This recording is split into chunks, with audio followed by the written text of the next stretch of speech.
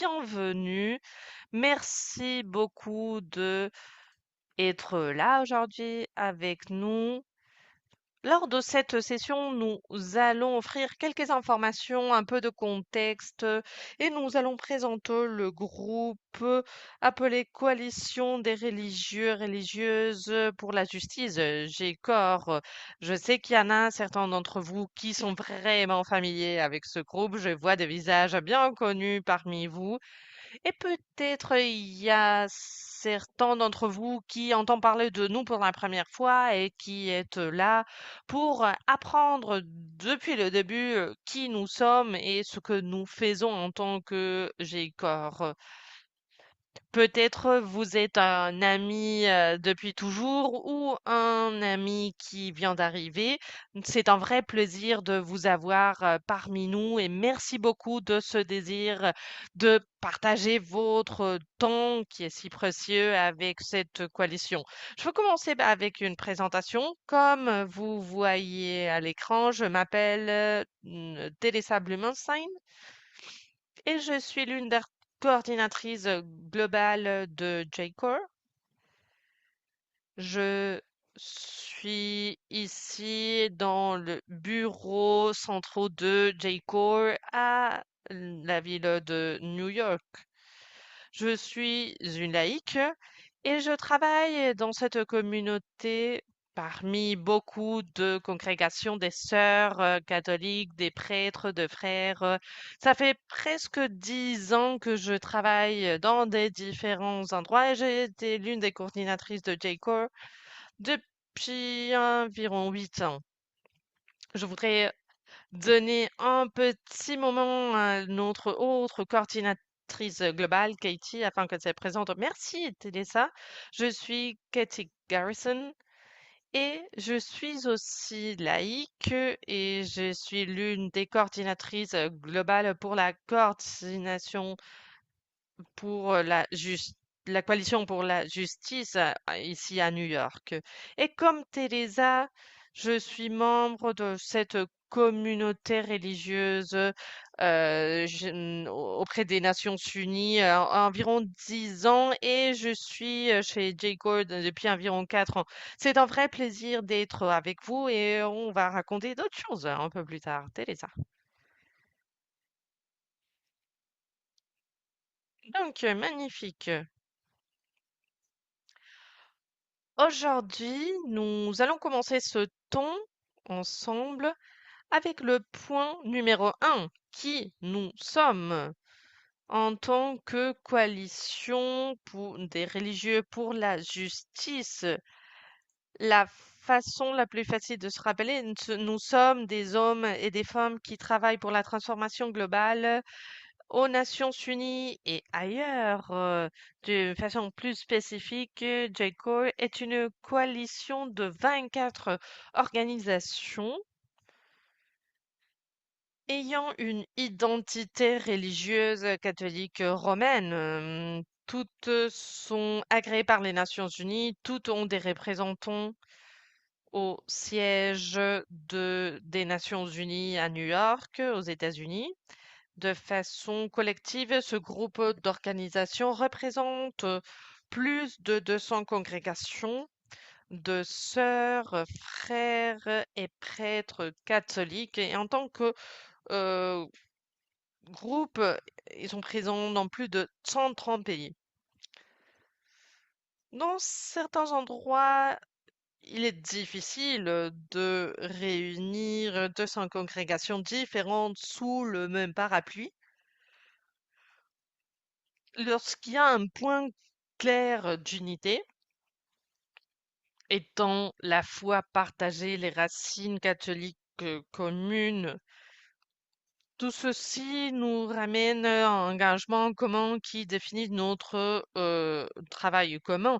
Et cet engagement est l'amélioration de bien-être des personnes qui vivent dans la pauvreté et l'amélioration de l'environnement.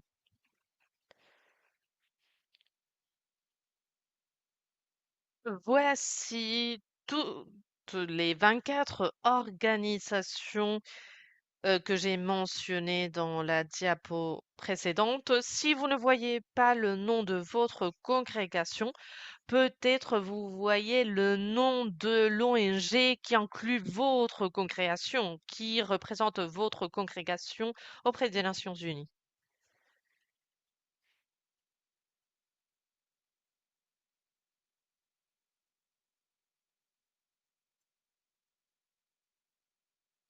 Et dans cet engagement commun que je viens de mentionner, il y a une mission partagée plus spécifique qui unit J-Code, qui est celle de faciliter la collaboration entre les membres et les partenaires des congrégations religieuses catholiques œuvrant sur le terrain et au sein des différents forums des Nations Unies dans le but de, et nous avons ici deux buts principaux. Le premier est renforcer les capacités de chacun en matière de plaidoyer.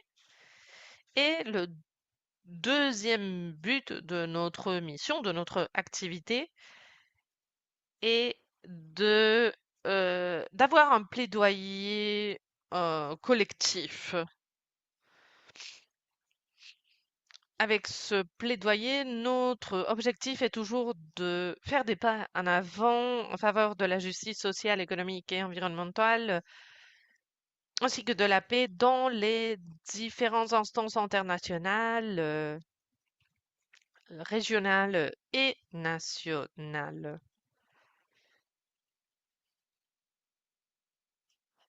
Et avant de continuer à parler de ce que J. Core fait, je pense qu'il est important et utile de d'offrir une définition, un cadre de travail de ce qu'on entend par plaidoyer. Parce que nous savons que c'est un mot un peu bizarre en anglais, advocacy, et dans les autres langues, ça ne marche pas très bien, les différents mots que l'on utilise. Et en plus, on peut l'utiliser de façon très, très différente pour ce que nous entendons. Lorsque utilisons le mot advocacy, donc le plaidoyer, surtout pour cette déclaration, ce que entendons par ceci est toute action publique et ou privée qui favorise l'évolution vers la justice dans les systèmes et structures sociaux au niveau économique et environnementaux. Et ici, nous avons souligné les mots clés de cette description. Donc, le plaidoyer est l'action pour promouvoir la justice dans les systèmes et donc pas exactement dans des situations de cas par cas, mais en changeant les systèmes complètes qui façonnent les expériences individuelles et les réalités individuelles. Certains types d'activités que nous incluons par ici sous ce parapluie serait donc parler ou former une communauté ou ses dirigeants politiques en ce qui concerne les préoccupations, rédiger des lettres ou déclarations pour ceux qui prennent des décisions ou organiser des manifestations pour dénoncer un certain type d'injustice que nous voyons générer de la pauvreté, des endommagements ou de la destruction de l'environnement. Nous allons parler un peu plus sur les types concrets d'activités que nous avons fait en tant que J-Core, mais nous pensons que c'était important d'avoir clair cette définition afin d'avoir un point de départ commun.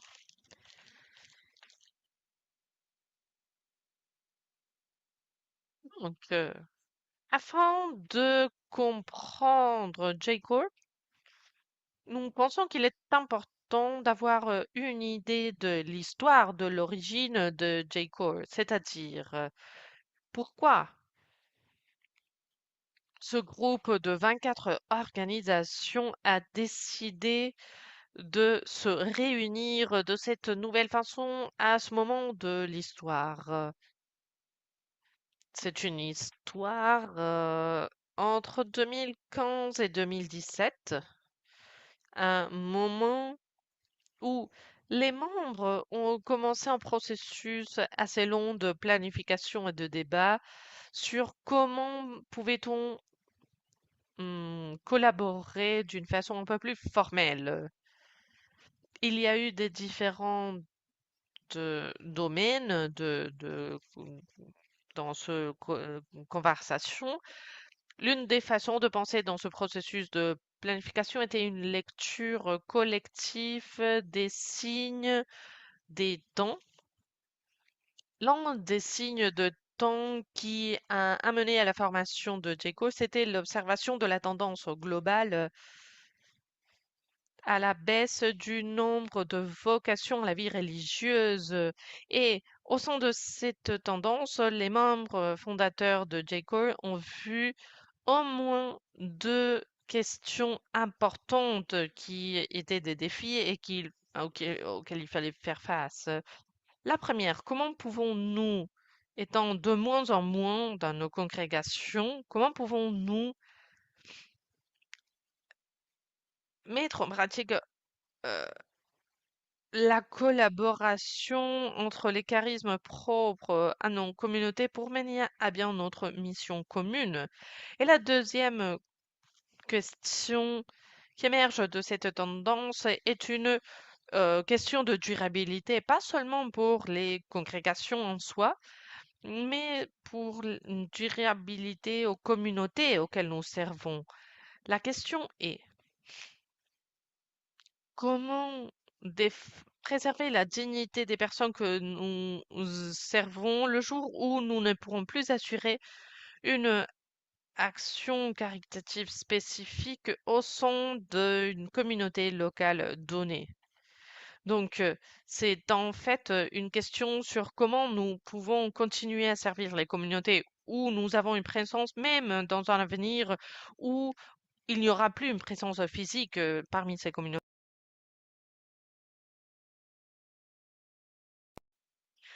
Le deuxième signe des temps assez important pour la formation des JCO a été l'observation de certaines dynamiques très importantes dans notre monde qui présentent un grand ensemble de défis. La première était la propagation des fake news, qui se traduit par un fossé grandissant entre la réalité et les discours politiques, cette réalité que nous voyons dans les communautés où nous vivons. Et cette réalité, donc, et les discours politiques, les discours publics de nos leaders et de ceux qui ont les microphones les plus forts de la société. Un autre signe de temps assez important était de se rendre compte des différentes dérives vers l'autoritarisme dans de nombreux pays. Nous avons vu que ceci était vu dans la restriction de la liberté d'expression dans les lieux publics, la restriction de l'accès de la société civile aux espaces publics, en particulier celle des groupes les plus marginalisés. Nous avons vu également une tendance de responsabiliser ces groupes marginalisés des problèmes nationaux. Une autre caractéristique, c'était la mainmise politique sur la presse et les médias, c'est-à-dire la capture politique de cette narrative et de ce discours politique. Tout ceci présentait des défis qui avaient besoin d'une réponse. Et certaines caractéristiques des réponses que nous avons vues et qui étaient nécessaires étaient de trouver des façons de partager des informations et des ressources entre les congrégations d'une façon plus efficace. On voyait le besoin de nous doter de capacités nécessaires pour euh, être des témoins lucides de nos différentes réalités sociales, économiques et environnementales, où que nous soyons dans le monde. nous avons vu le besoin de renforcer notre capacité en tant que communicateurs qui se soutiennent mutuellement. Tout ceci basé sur des données et des faits et donnons des preuves à non faits. Nous avons vu le besoin de renforcer notre capacité en tant que communicateurs individuels pour former un réseau euh, pouvant se soutenir mutuellement et établir des réseaux de confiance.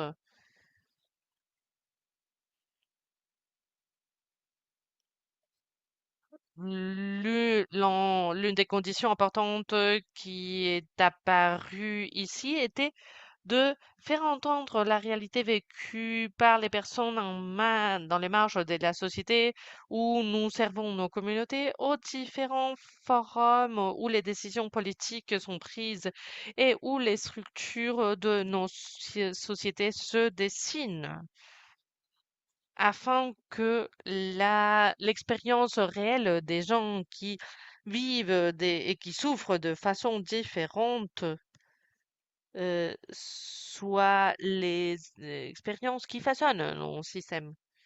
Et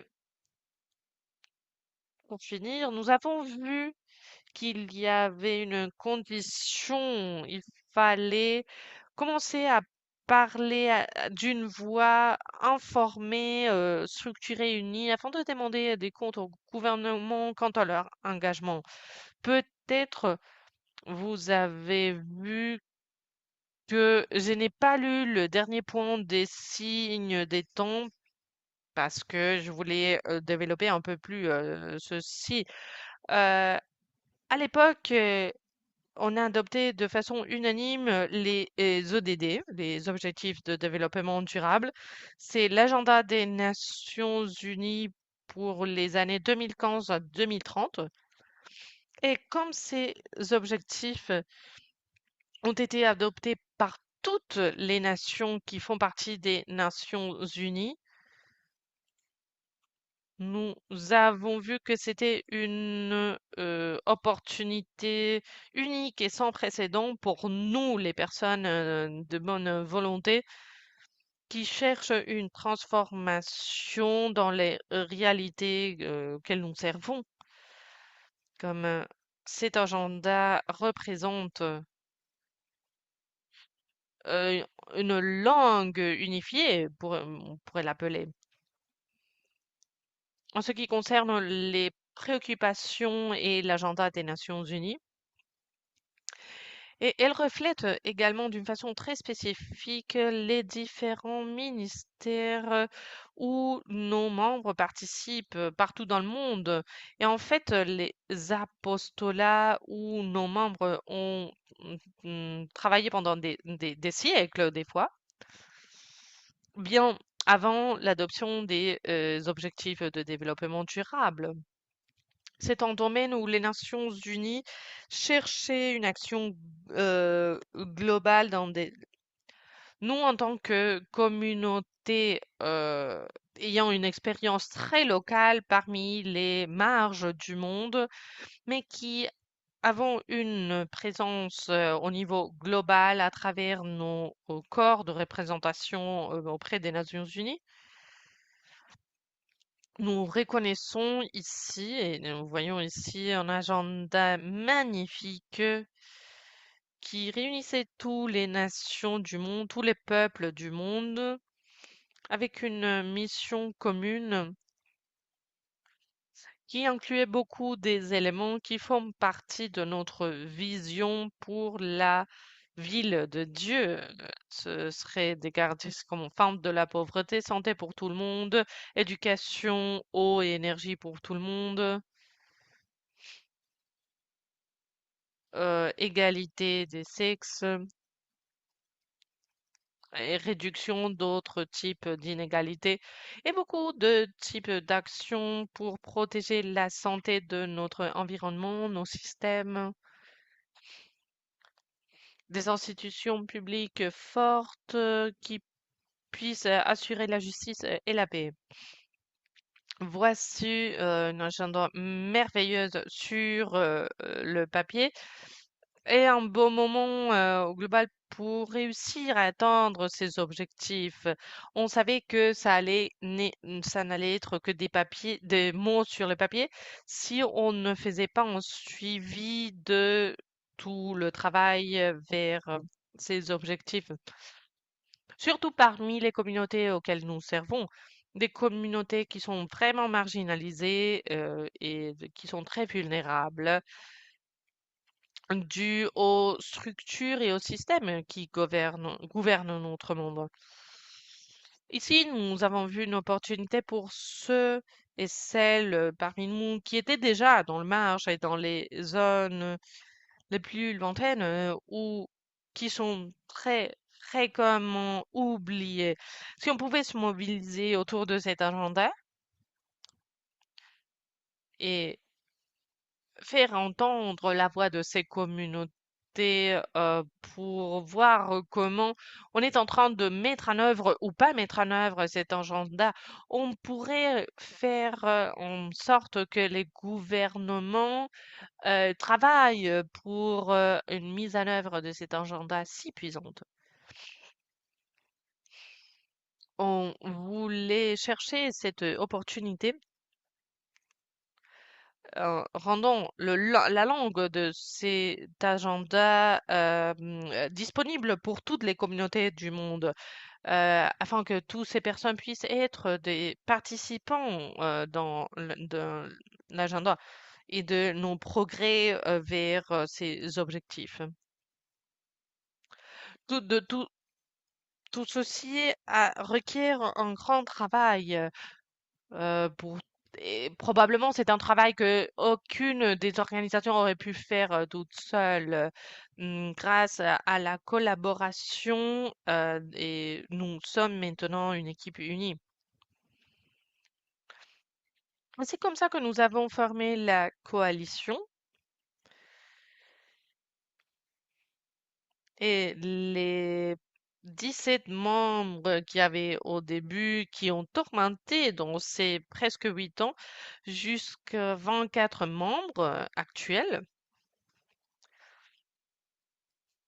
Ensemble, nous cherchons à donner un plus grand leadership spirituel aux Nations Unies au-delà de ce qu'ils offrent déjà. Donc maintenant, nous allons voir un peu le contexte, surtout pour ceux qui viennent d'arriver, peut-être euh, ben, et en fait, nous avons une présence des congrégations religieuses auprès des Nations Unies.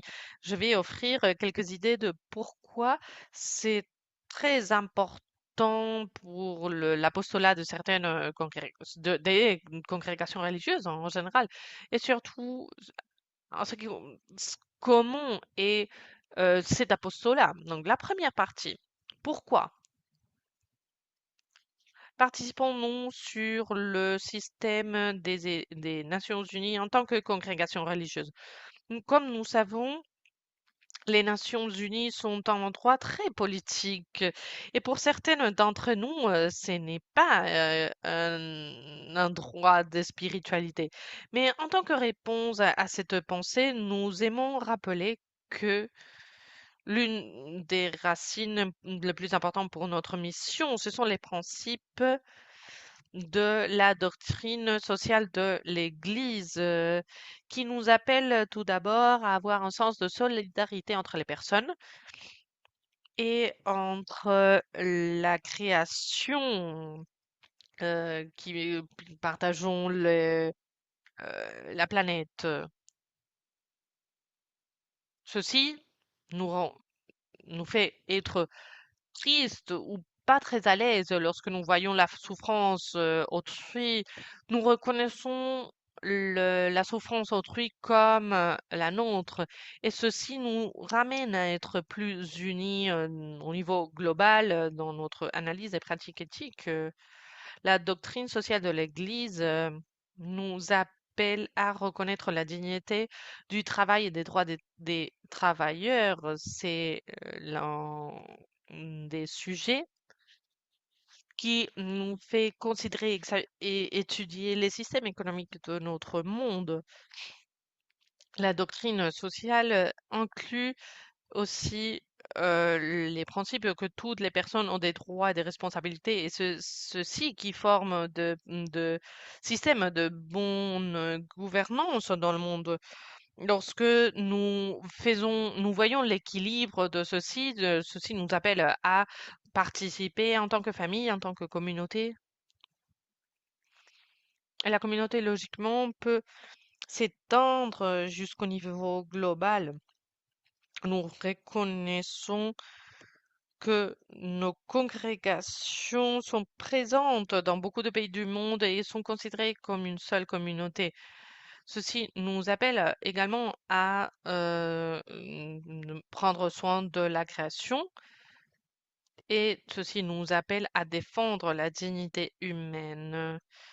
Du point de départ de notre doctrine sociale de l'Église, nous concentrons sur le système des Nations Unies, et le meilleur point de départ est de voir la charte des fondations des Nations Unies, le document de fondation qui est la charte des Nations Unies. Et dans ce document, nous voyons que la première phrase est «Nous, peuple des Nations Unies», et ici nous soulignons que nous, c'est nous les peuples, c'est-à-dire nous soulignons l'importance de notre participation en tant que membre de la société civile, en tant que citoyens préoccupés, responsables et actifs dans nos différentes nations, et que cette institution est un lieu pour nous en tant que peuple du monde. Et en quelque sorte, nous sommes représentés par nos gouvernements, mais comme nous le savons tous, cette représentation n'est pas parfaite, pour le dire d'une certaine façon. Et ici, nous soulignons que, voilà, depuis le début, nous avons nous, peuple des Nations Unies, puis nous voyons quels sont les buts clés sur euh, pour lesquels cette institution et les différentes agences ont été créées, c'est-à-dire préserver les générations futures du fléau de la guerre, réaffirmer la foi dans les droits fondamentaux de l'homme, dans la dignité et la valeur de la personne humaine, établir la justice, promouvoir le progrès social et l'amélioration du niveau de vie, ainsi qu'une plus grande liberté, vivre ensemble en paix, un bon voisin, maintenir la paix internationale, garantir que la force armée ne soit pas utilisée, et promouvoir le progrès économique et social de tous les peuples. Donc, depuis le document de fondation des Nations Unies, nous avons commencé à écouter des échos très forts de ces principes de la doctrine sociale de l'Église dont on parlait tout à l'heure. Ces échos ont continué à travers l'histoire, l'évolution dans le système des Nations Unies. Les échos assez clairs que nous pouvons écouter dans les enseignements sociaux, ce sont les cadres des droits de l'homme qui incluent beaucoup de conventions et des traités établis afin de créer un consensus mondial et des mécanismes globaux de responsabilité, les droits de l'homme universels, les droits civils et politiques, les droits économiques, socioculturels, les droits des travailleurs migrants et de leurs familles, les droits des personnes handicapées, les droits des enfants, les droits des peuples autochtones, ainsi que les efforts au niveau mondial pour parler de certains de défis par exemple, la discrimination à l'égard des femmes, la Convention contre la torture ou l'élimination de la discrimination raciale. Une façon de voir ce cadre dans la totalité,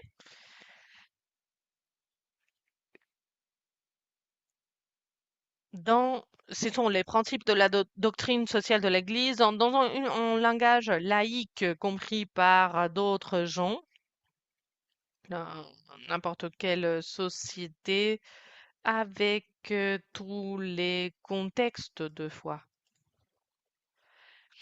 Et évidemment, nous voulons mentionner encore une fois cet agenda que nous appelons l'agenda des objectifs de développement durable, qui nous dessine une vision d'un monde que nous voudrions tous bâtir ensemble.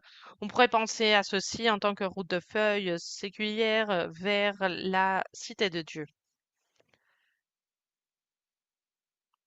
vers le royaume de Dieu.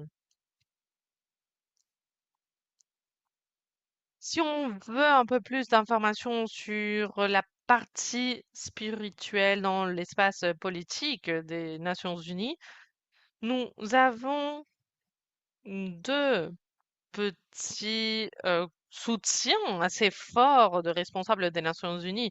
Voici l'exemple de l'ancien secrétaire général adjoint des Nations Unies, c'est-à-dire le deuxième diplomate de plus haut niveau des Nations Unies, qui dit, dans le monde aujourd'hui, nous n'avons pas besoin de plus de haine.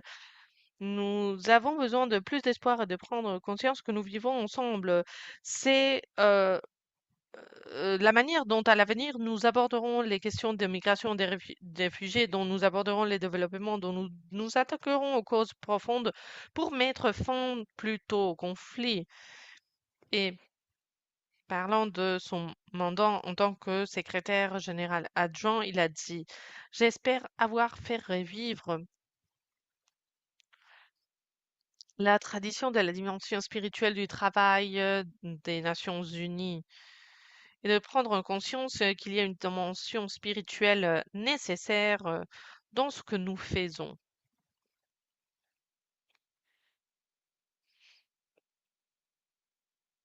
Et si on ne veut pas se contenter d'avoir écouté le deuxième diplomate de plus haut niveau, nous avons une déclaration très importante de la personne la plus importante dans le système des Nations Unies, Monsieur Antonio Guterres, qui a écrit ceci en tant qu'introduction pour un livre commenté sur l'encyclique du pape François.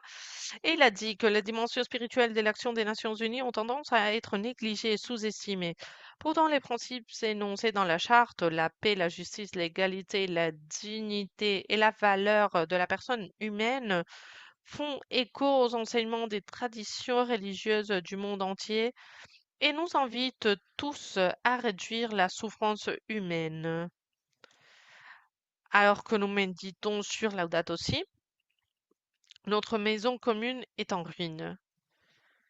Il s'agit là d'un défi politique d'une ampleur sans précédent. Mais en fin de compte, il s'agit d'un test moral. Ici, il fait référence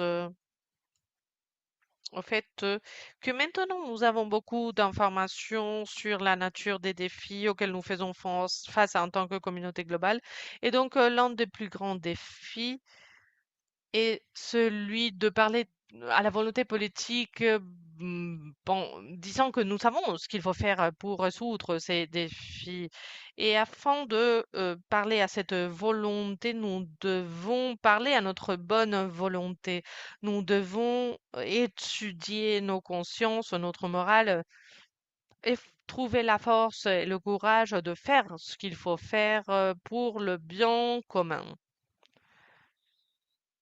Et comme le secrétaire général reconnaît, il s'agit d'un travail spirituel.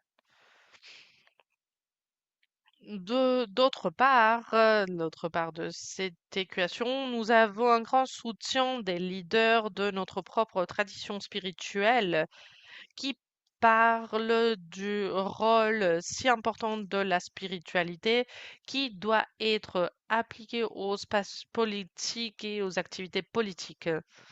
La première déclaration que nous voulons mentionner, sur laquelle nous voulons attirer votre attention, est celle du pape Benoît XVI sur Deus Caritas Est. L'Église ne peut et ne doit pas se substituer à l'État, ne doit pas rester en marge de la lutte pour la justice. Elle doit jouer son rôle en s'appuyant sur des arguments rationnels et elle doit réveiller l'énergie spirituelle sans laquelle la justice ne peut prévaloir ni prospérer. Les efforts visant à ouvrir les esprits et les cœurs aux exigences du bien commun sont une question qui touche profondément l'Église. Ça veut dire que dans les espaces politiques, on prend des décisions et on ouvre les esprits et les cœurs à un désir et des efforts pour répondre aux demandes du bien commun. Et il s'agit là d'une action spirituelle. Maintenant, nous voulons avoir un moment de pause afin que vous puissiez poser des questions sur ce que nous avons partagé maintenant.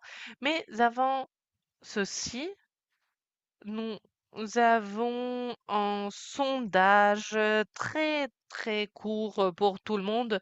Et même si on n'a pas le temps pour une conversation très longue, pour avoir un échange long avec tous, on voudrait recevoir un feedback de votre part afin de pouvoir continuer à interagir avec vous tous dans l'avenir. Et donc, je voudrais que vous regardiez la boîte de conversation, la boîte du chat, où nous allons envoyer le lien. Ah, Katie, merci, tu l'as déjà fait.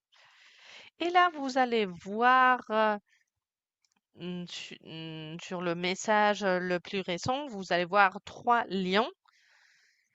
Ce sont les trois liens pour le même sondage en trois langues différentes. Il y a le sondage en anglais, en espagnol et en français. Donc, on vous invite à cliquer sur l'un des liens dans la langue que vous préférez.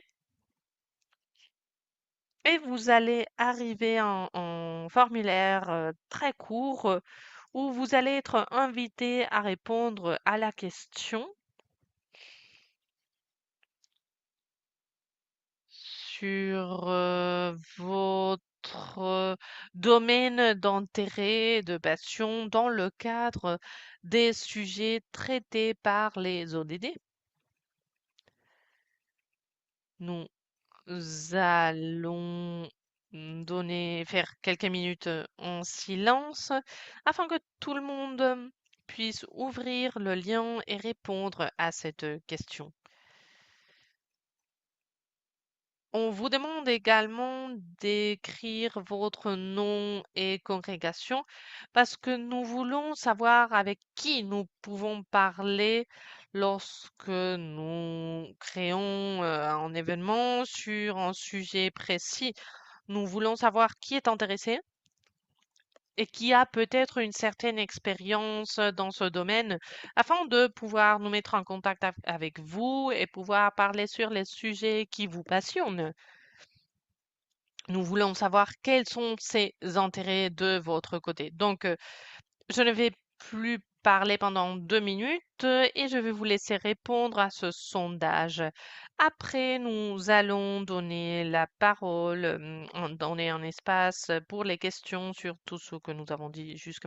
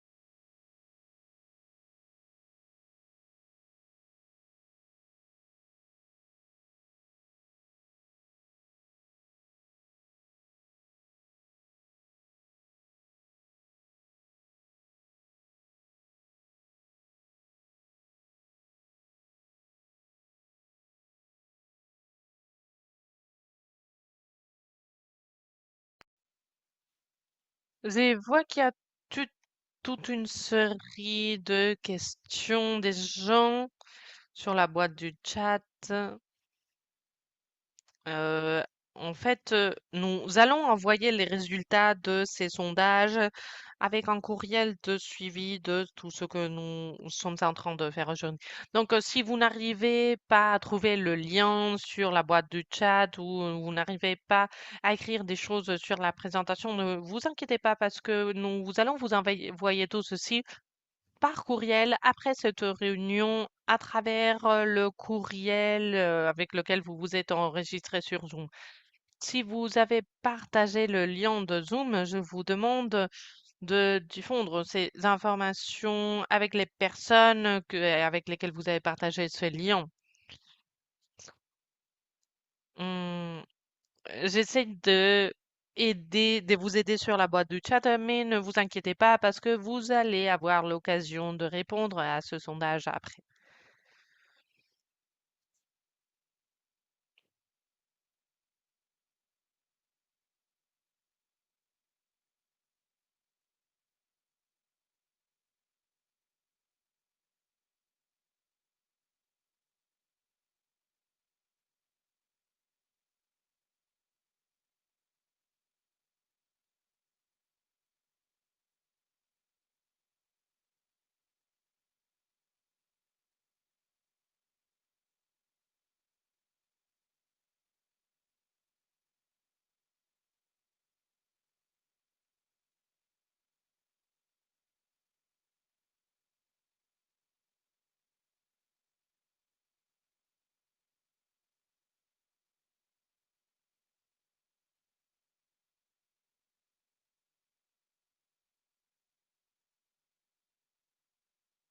Comme Katie a dit, si vous avez du mal et vous n'arrivez pas à remplir le sondage, nous allons envoyer tout ceci à toutes les personnes qui ont été enregistrées pour cette visio. Si vous n'avez pas eu le temps, ne vous inquiétez pas.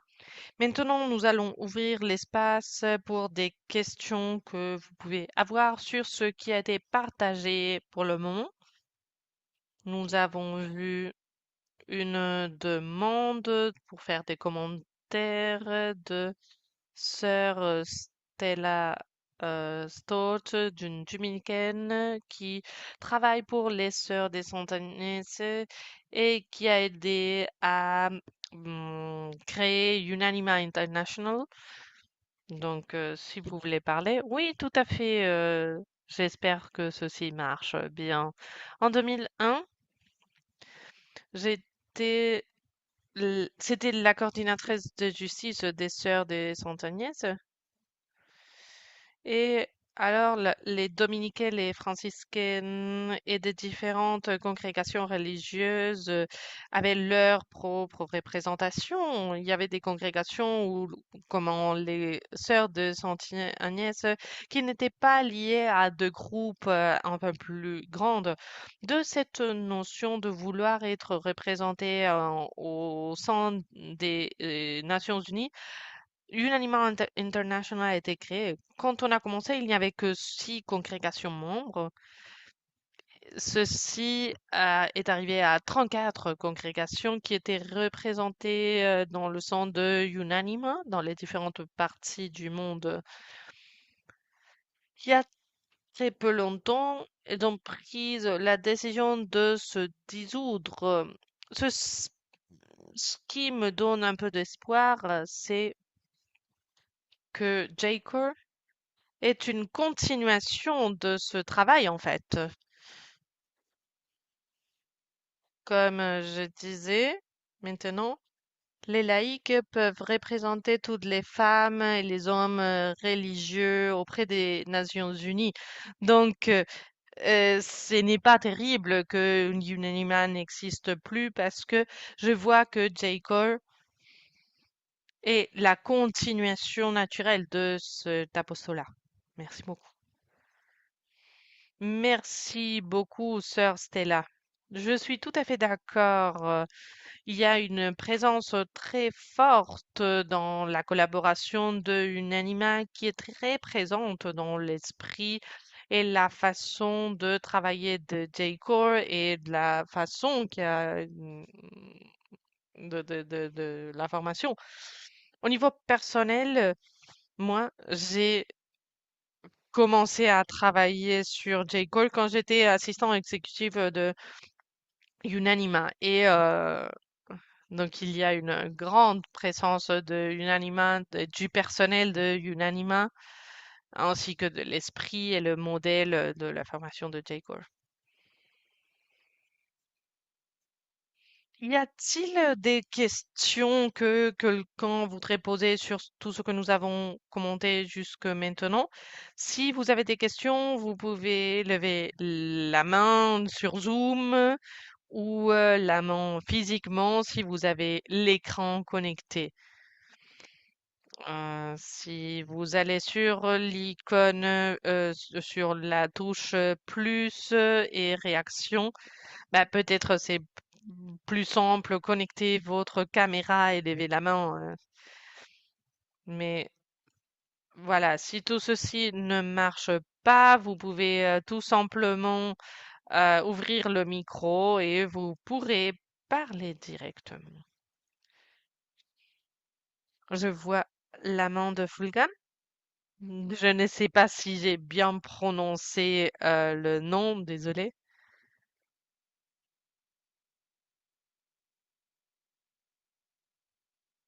Oui, je suis Fulgan. Est-ce que vous m'entendez? Merci. Je voudrais retourner sur le concept de plaidoyer et de la possibilité de ne pas bien comprendre ce terme pour ceux qui, hmm, avec lesquels nous pouvons parler pour ce plaidoyer.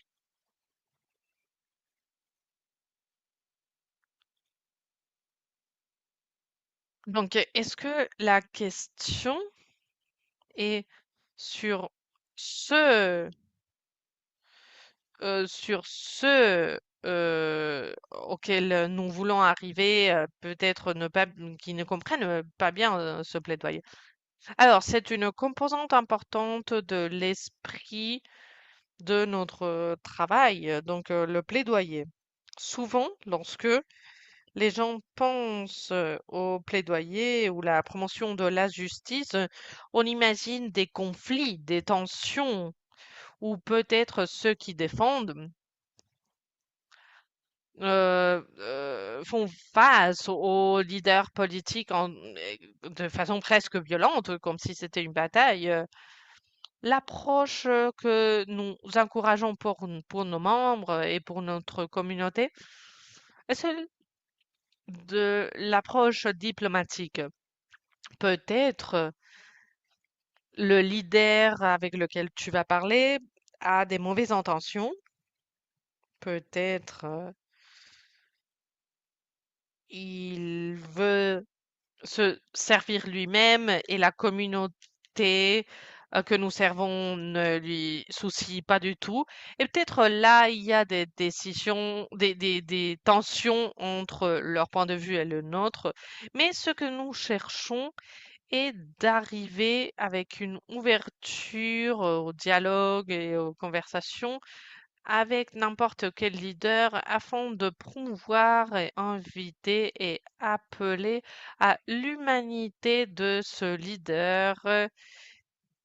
Et nous considérons que tout ceci est présent dans n'importe quelle personne, évidemment.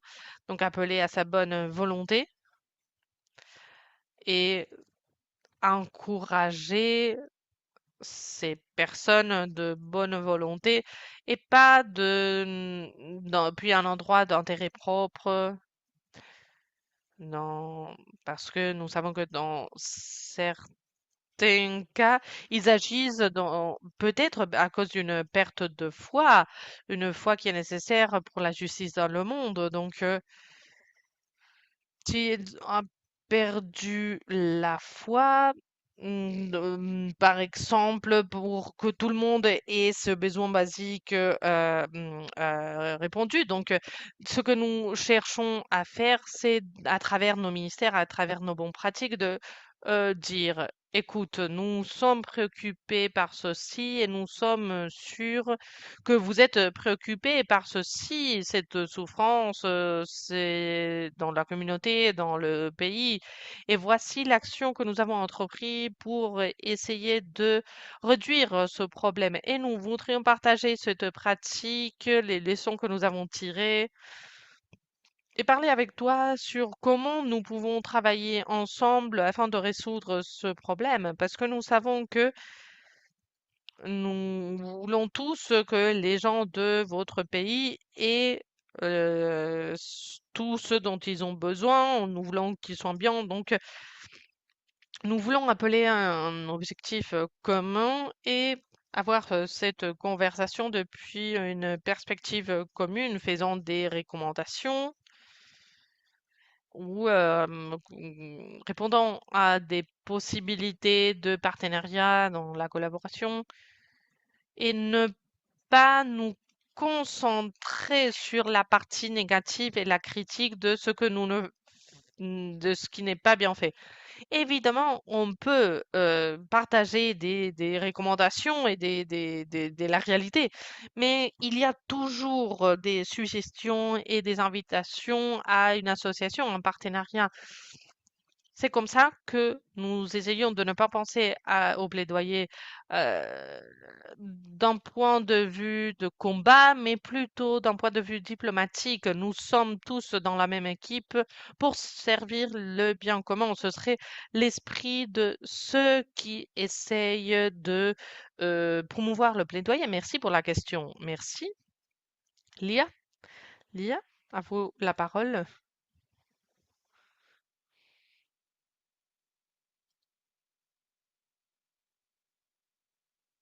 Israël a été très critique avec le travail des droits de l'homme des Nations Unies, le travail des Nations Unies en Palestine. Je me demande s'il y a eu quelques réponses sur ces critiques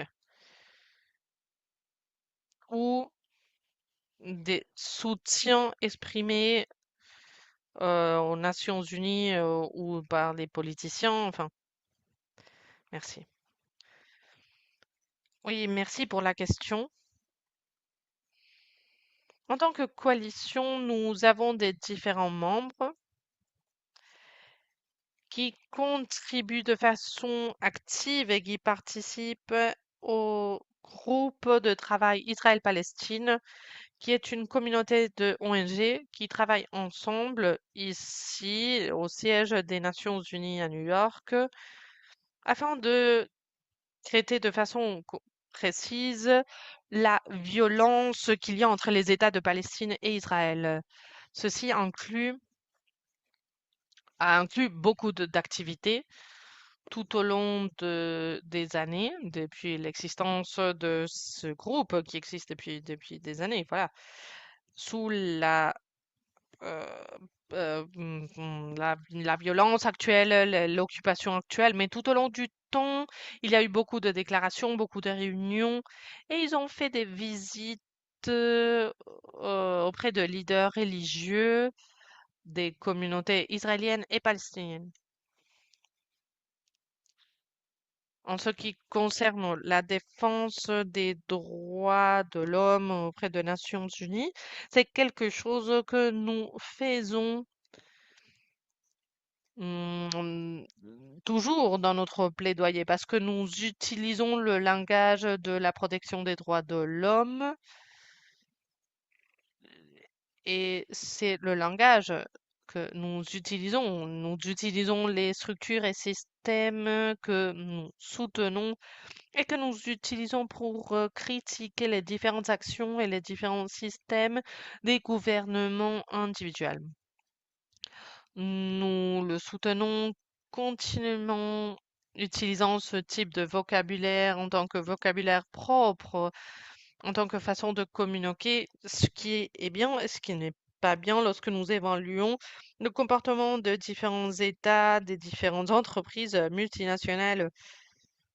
Et nous faisons ceci comme réponse à n'importe quel rapport avec la situation d'Israël-Palestine ou d'autres déclarations de plaidoyer. Nous soutenons toujours les cadres des droits de l'homme.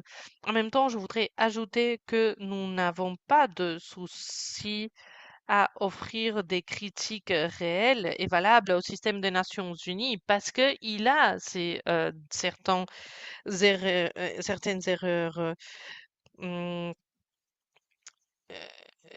En fait, pour le 75e euh, anniversaire, nous avons fait des critiques parce que nous pensions que c'était important de parler de ceci en tant que membre de la société civile agréée auprès des Nations Unies, parce que nous sommes le lien entre les leaders des Nations Unies et le personnel et les personnes qui défendent les cadres et les gens en général. Donc, nous ne sommes pas là pour soutenir les Nations Unies ou critiquer les Nations Unies tout le temps, mais pour offrir des critiques justes pour les Nations Unies et les différentes nations basées sur des systèmes de valeurs et des droits.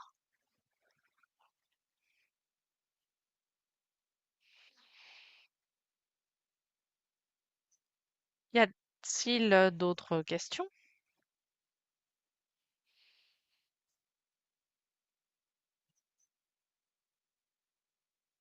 Oui, je voudrais savoir si il y aura des témoignages à un certain moment.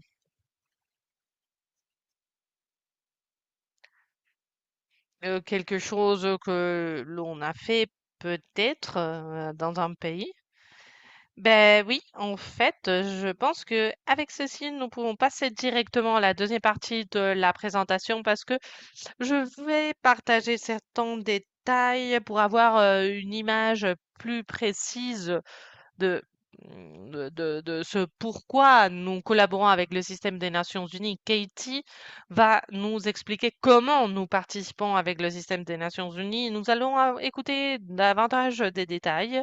Donc, Katie, à toi la parole pour continuer. Merci beaucoup, Katie, et merci pour la question qui nous permet de passer à la deuxième partie. Je vais partager l'écran.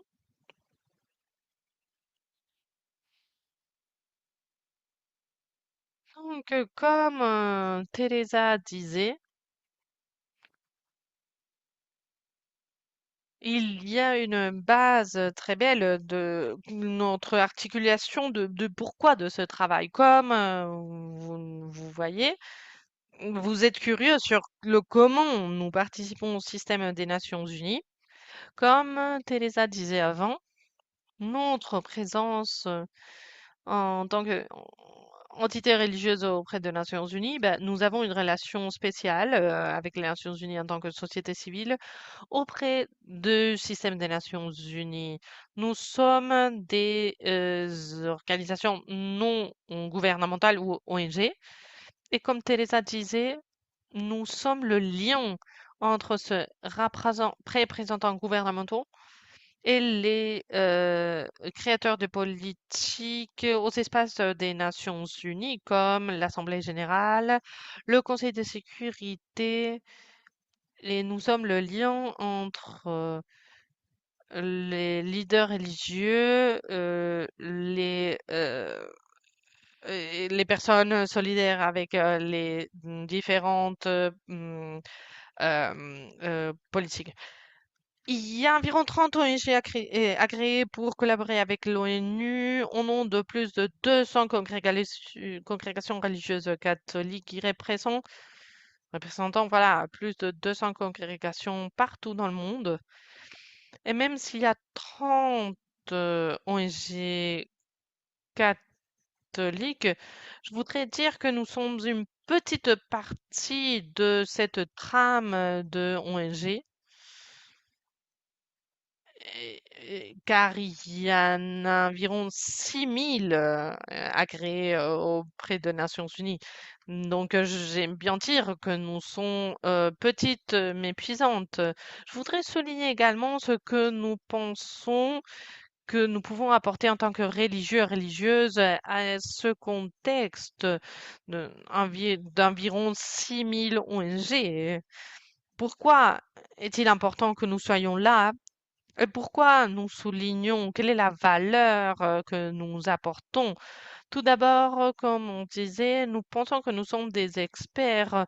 Nous facilitons les connaissances de tout le travail sur place et dans les plus vulnérables et les plus exclus.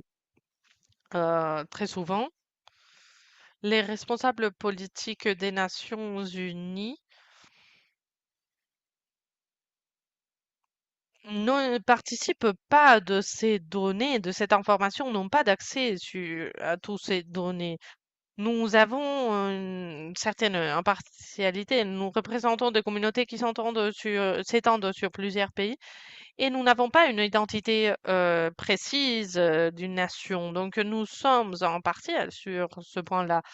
En plus, nous sommes crédibles, nous sommes reconnus pour mettre en pratique les valeurs de respect de la dignité humaine de chacun et de l'environnement naturel.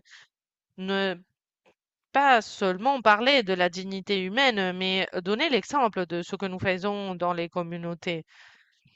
Comme notre plaidoyer est basé sur les enseignements de la doctrine sociale de l'Église, nous avons une position forte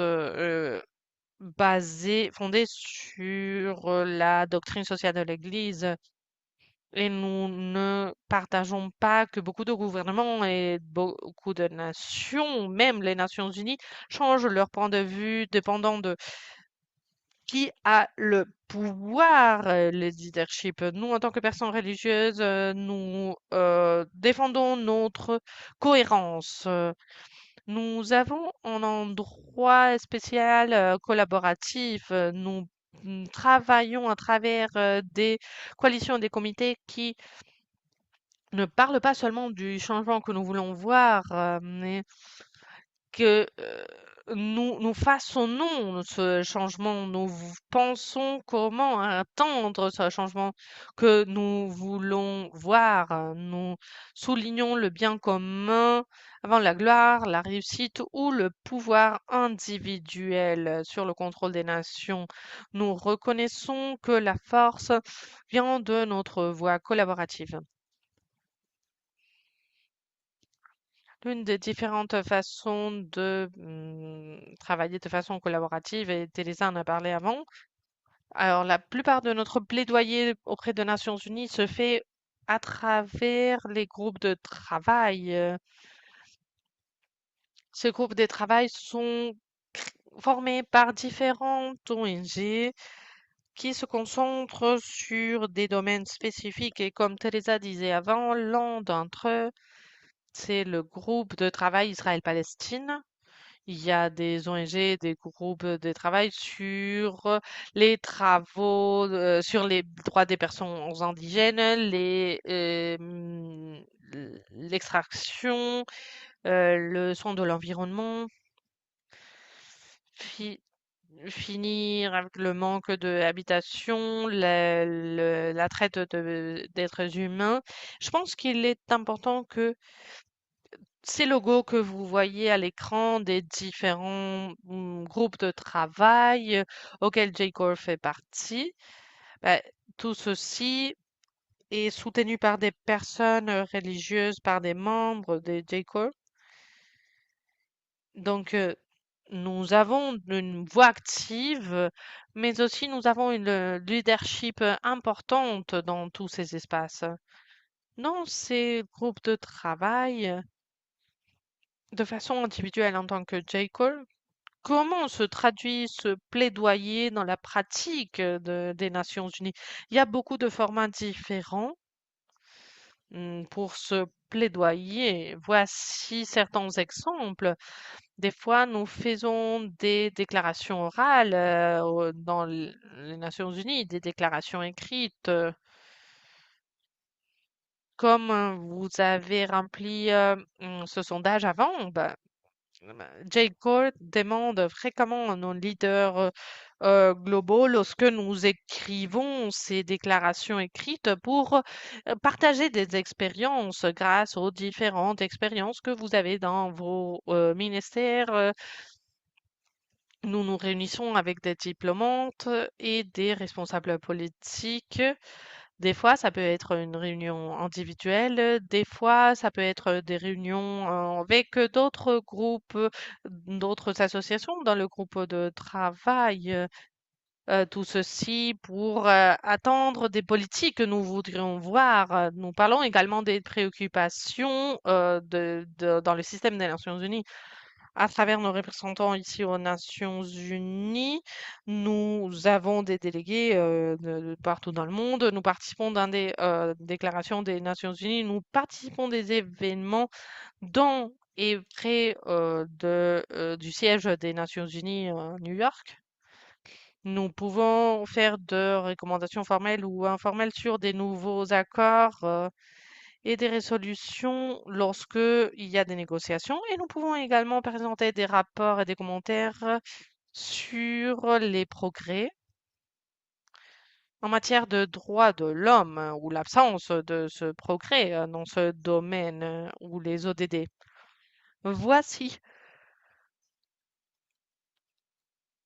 quelques images de tout ce que nous avons dans nos actions de défense. Ce que vous voyez à l'écran, il y a des personnes qui font des manifestations ou des tables rondes où il y a des membres de différentes congrégations et qui peuvent présenter des rapports de leur ministère. Ici, il y a également des gens qui se réunissent avec des représentants politiques. Vous voyez également quelqu'un qui est ici à l'appel et qui fait une déclaration dans un forum des Nations Unies qui revise le processus des ODD. Je voudrais parler également de comment JCO cultive et mobilise notre communauté mondiale pour la défense des droits. Je pense qu'il y a toute une série de canaux de défense des droits que je viens de mentionner. Et des fois, en tant que membre de JCO, nous nous sentons limités, ici à JCO, beaucoup de ceux qui arrivent chez J. Cole cherchaient comment participer davantage. Et si nous regardons le propos, nous sommes ici pour coordonner les efforts des religieux et leurs collaborateurs dans le ministère afin que nous puissions appeler et travailler l'équité, la durabilité et le respect des droits de l'homme aux différents niveaux, local, national et mondial. J. Cole a commencé à coordonner des activités de religieuses dans 40 régions en Amérique latine et les Caraïbes, en Afrique orientale et australe, en Inde et les sièges des Nations Unies à New York. Comme vous le voyez, pour chacune de ces régions où nous travaillons, nous avons des coordinateurs régionaux. Et donc, ce que vous voyez maintenant, ce sont les représentants que nous avons dans les différentes régions. Teresa et moi-même, ici à New York, ou une équipe de 3 personnes qui coordonnent notre réseau en Amérique latine et les Caraïbes. Nous sommes également en Ouganda, Tanzanie, Zambia et Zimbabwe. Nous avons 2 représentants en Inde et nous espérons que ce ne soit que le début, parce que J-Gold continue à se développer. Dans chacune de ces régions que vous venez de voir, nous avons également des ateliers régionaux qui sont dessiné pour développer les connaissances en matière de défense des droits pour les religieux qui travaillent à la base. Après ces ateliers régionaux, nous construisons des initiatives avec des efforts continus pour faire des collaborations répondant aux besoins d'un changement systémique. La participation à ces ateliers, à ces réseaux est ouverte à tous les religieux catholiques et aux partenaires euh, euh, dans les apostolats. Voici une représentation de là où nous avons eu des ateliers de J-Call. Comme vous voyez, ça dépend des régions où nous sommes présents. Et voici quelques exemples des centaines de photos que nous avons de ces ateliers que nous avons eus partout dans le monde. Ces ateliers ont commencé,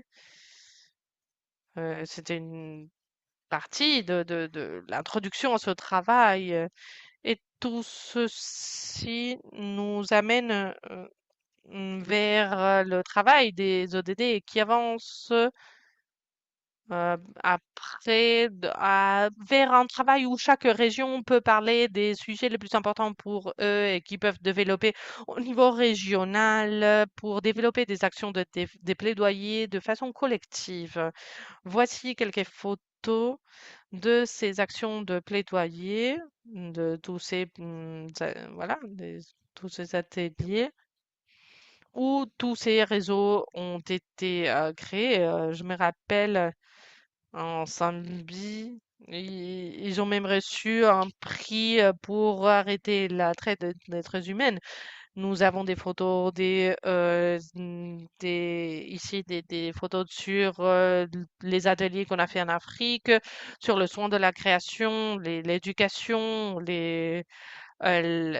s'aimer des arbres pour l'amélioration de l'environnement, la défense, les manifestations en Inde, par exemple, pour défendre les droits de toutes les régions en Haïti, pareil. Et nous avons ici des photos de l'un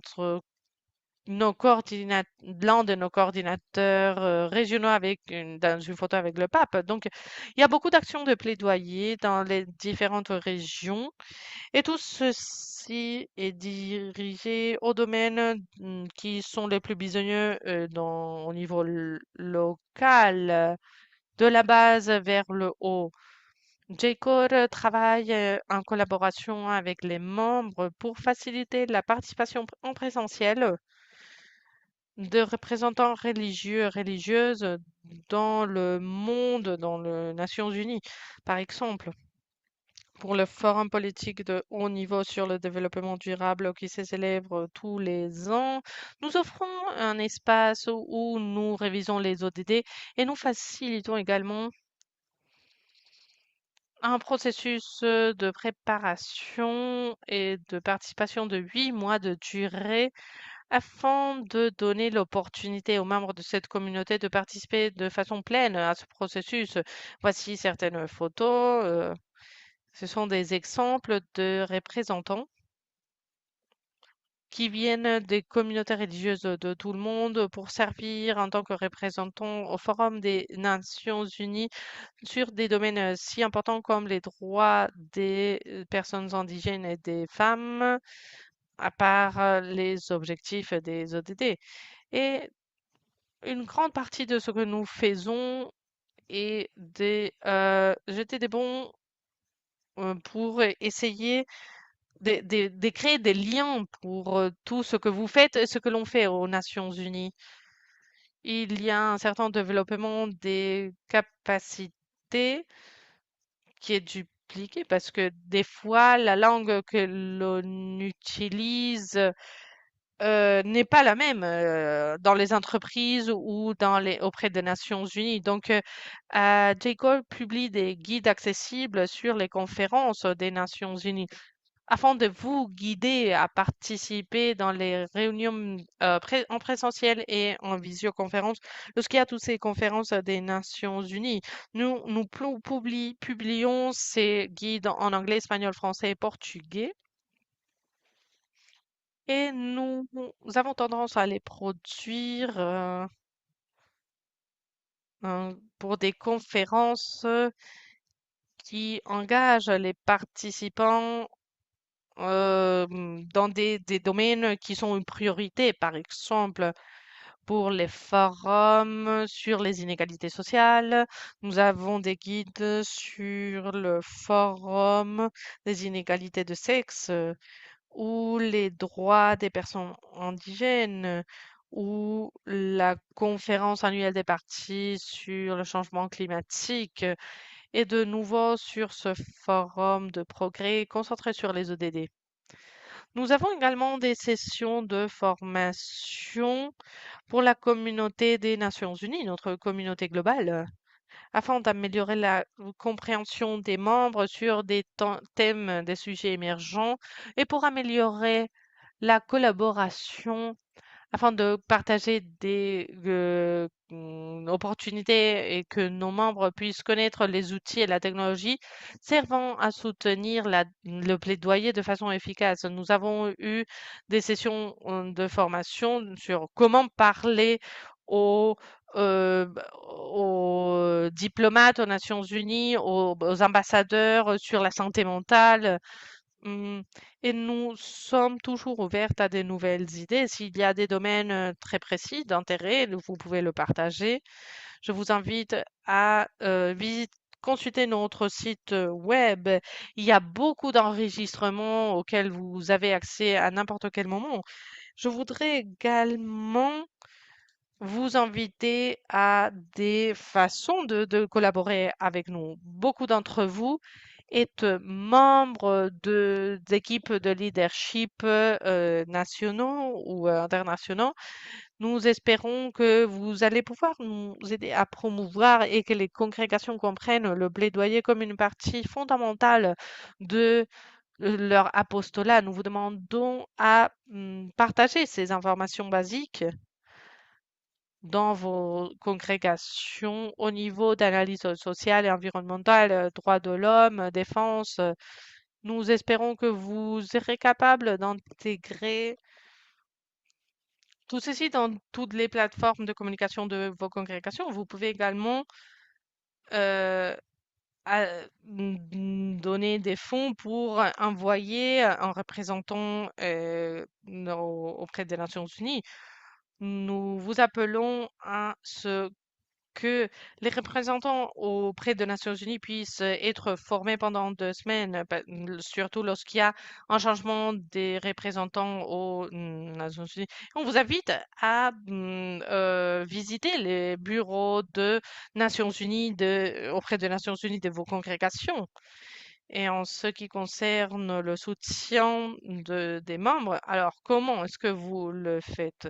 Encore une fois, vous ne devez pas écrire toutes ces informations parce qu'on va vous envoyer tout ceci après. Le contact et le bureau de votre congrégation auprès des Nations Unies. Vous pouvez être en contact avec le bureau de J-Code auprès des Nations Unies où Teresa et moi sommes présentes. Vous pouvez contacter les coordinateurs régionaux. Voici les coordinateurs d'Inde, Afrique du Sud orientale et en Amérique latine et les Caraïbes. Et je voudrais insister, vous inviter à visiter le site web de J-Code. C'est un site magnifique avec tous les guides, tout le matériel, des prières même que vous pouvez utiliser sur vos espaces et votre discernement de plaidoyer de pratiques spirituelles. Vous pouvez vous inscrire à notre newsletter, notre bulletin. La meilleure ressource Ça peut arriver directement sur votre email avec des informations mises à jour sur toutes les activités que l'on organise. Nous envoyons ici tous les guides que nous créons pour la participation auprès des Nations Unies. Et ici, on vous envoie également toutes les invitations pour les perspectives et étant donné, nous envoyons tout ce que nous faisons. Vous pouvez vous inscrire au groupe de WhatsApp de J-Code. Nous avons un groupe de WhatsApp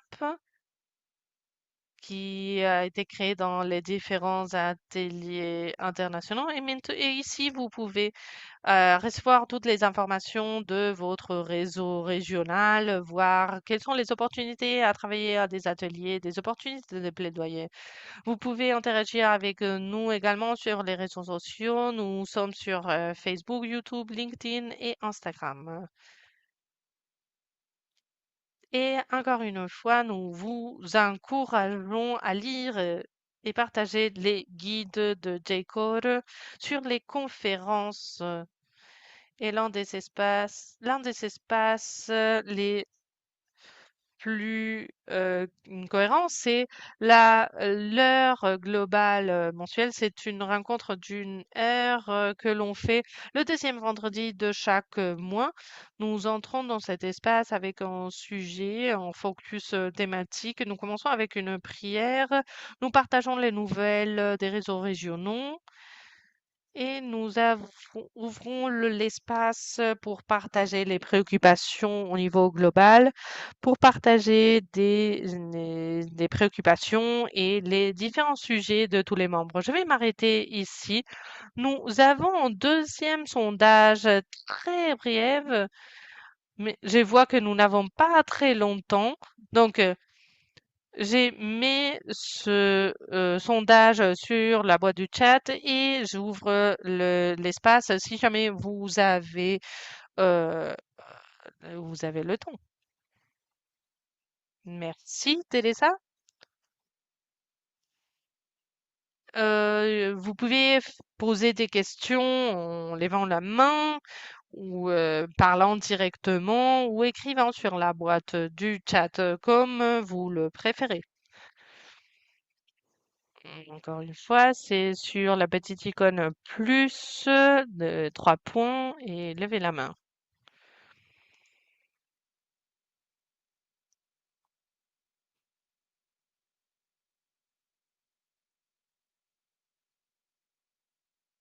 Oui, j'ai une petite observation. Je vois qu'il n'y a pas de coordinateur en Afrique centrale et en Afrique de l'Ouest, Afrique du Nord. Je ne sais pas si c'est parce qu'il n'y a personne, il y a des problèmes ou est-ce qu'il y a des conditions à répondre? Oui, Télé. Je peux peut-être commencer et s'il y a des choses à ajouter, tu peux ajouter après. Lorsque J-Code a commencé ses travaux, a été concrétisé en 2016-2017, nous avons choisi quelles régions allaient être les plus importantes pour nos travaux, voyant où étaient nos congrégations, nos représentants au niveau national. Nous avons essayé de nous concentrer sur des domaines où il y avait une quantité, une diversité importante de religieux actifs dans la base, mais nous ne sommes pas limités à ces régions. Au fur et à mesure, nous pouvons nous concentrer sur les endroits a- qui ont plus de potentiel, mais nous espérons pouvoir nous développer également et travailler de plus en plus sur d'autres régions. Entre-temps, il y a des régions où peut-être il n'y a pas un coordinateur, mais on peut créer le lien au niveau global et nous travaillons de toute façon dans ces endroits. Encore une fois, sur notre bulletin, vous trouverez beaucoup de ces opportunités. L'une des façons primaires de participer de façon très forte pour les individus dans ces régions où il n'y a pas de représentation régionale est à travers le programme mentionné. de formation dans le forum politique de haut niveau. Avec cette formation, il y a 40 pays différents représentés qui présentent des révisions ou mises à jour sur le progrès ou manque de progrès en ce qui concerne les ODD. Et nous pouvons donc travailler dans ce domaine même s'il n'y a pas de coordinateur J-Call. Intéressant. Est-ce que c'est une réponse à votre question? Oui, tout à fait, tout à fait.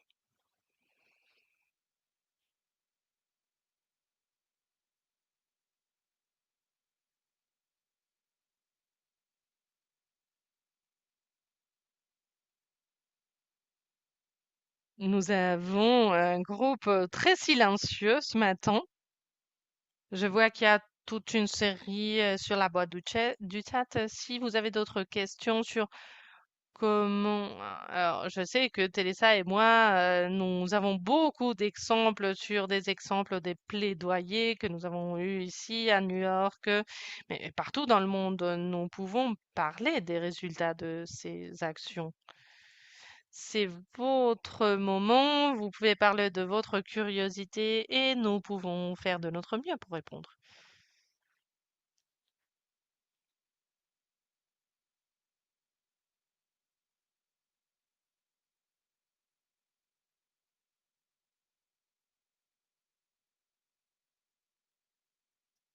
Je me demande si peut-être ça, je pourrais, ça pourrait être utile peut-être de donner une liste de ces groupes de travail que vous avez mentionnés. Donc, savoir un peu quels sont les groupes de travail, parce que peut-être on a un intérêt plus précis et nous pouvons être en contact avec une personne précise si on a un intérêt précis. Voilà.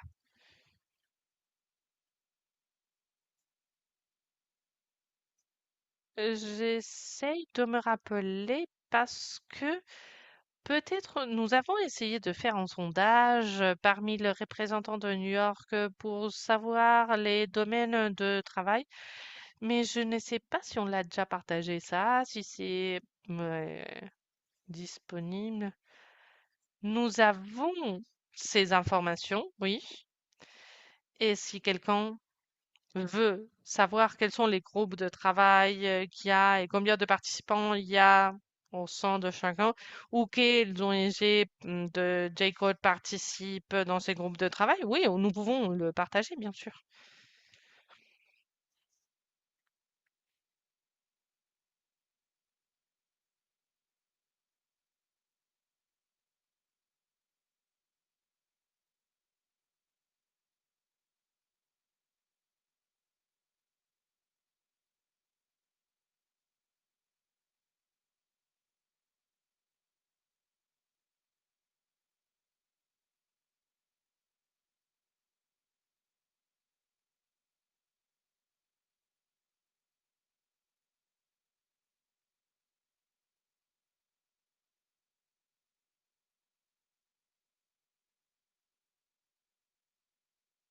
Je vois qu'il y a une question sur comment les personnes de Afrique de l'Ouest peuvent joindre le groupe de WhatsApp.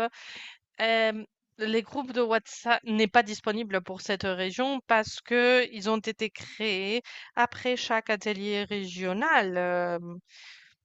Mais nous avons un groupe de WhatsApp global que nous mettons à jour chaque année et qui veut accompagner ceux qui participent au programme de formation du Forum politique de haut niveau. Et c'est un groupe à travers lequel on peut avoir des informations sur J-Call. S'il n'y a pas d'accès au groupe de la région, peut-être on pourrait parler d'un groupe global afin de capter l'intérêt qu'il y a ici. Pour ceux qui n'ont pas de groupe de WhatsApp pour leur pays, peut-être il y a une façon de créer un groupe de WhatsApp global afin de répondre à ce désir.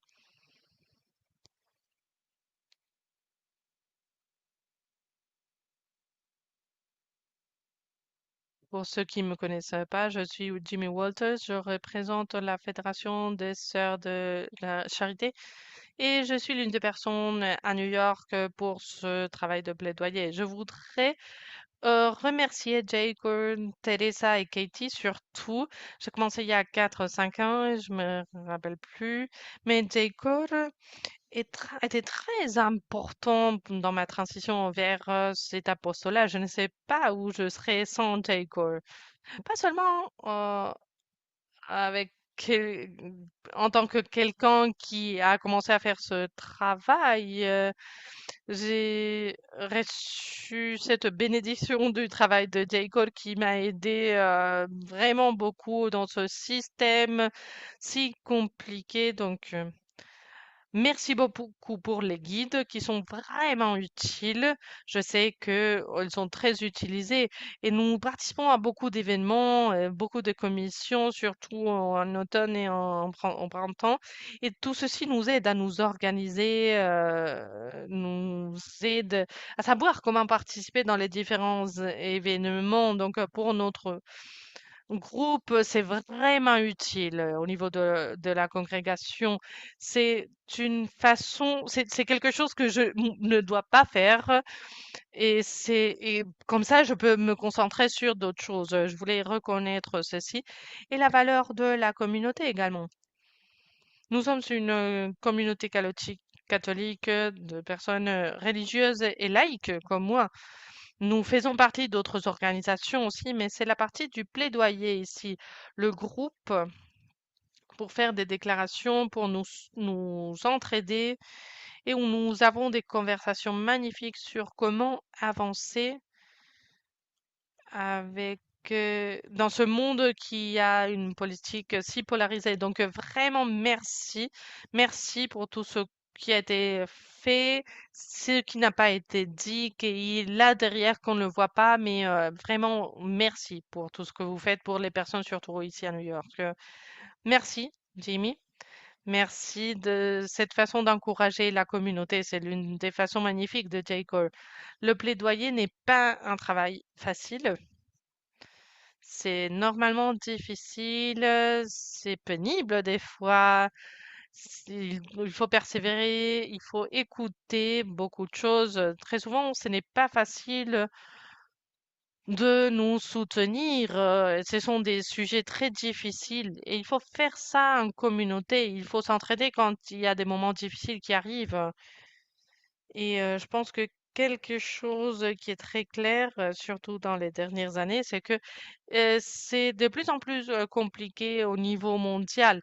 Mais et quand nous travaillons en communauté, nous ne devons pas tout faire tout, mais nous devons faire confiance aux autres pour ouvrir des espaces et pour nous représenter et c'est de cette façon que nous pouvons lutter contre beaucoup plus de choses par rapport à faire le travail tout seul.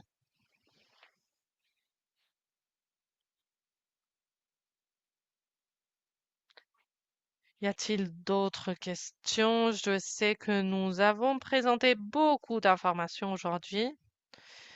Et je répète, nous allons envoyer les présentations, les diapos, l'enregistrement. Donc, si vous avez besoin du temps pour tout ceci, vous allez recevoir les ressources. Mais comme nous sommes tous ensemble ici, ben, si vous avez des questions, n'hésitez pas.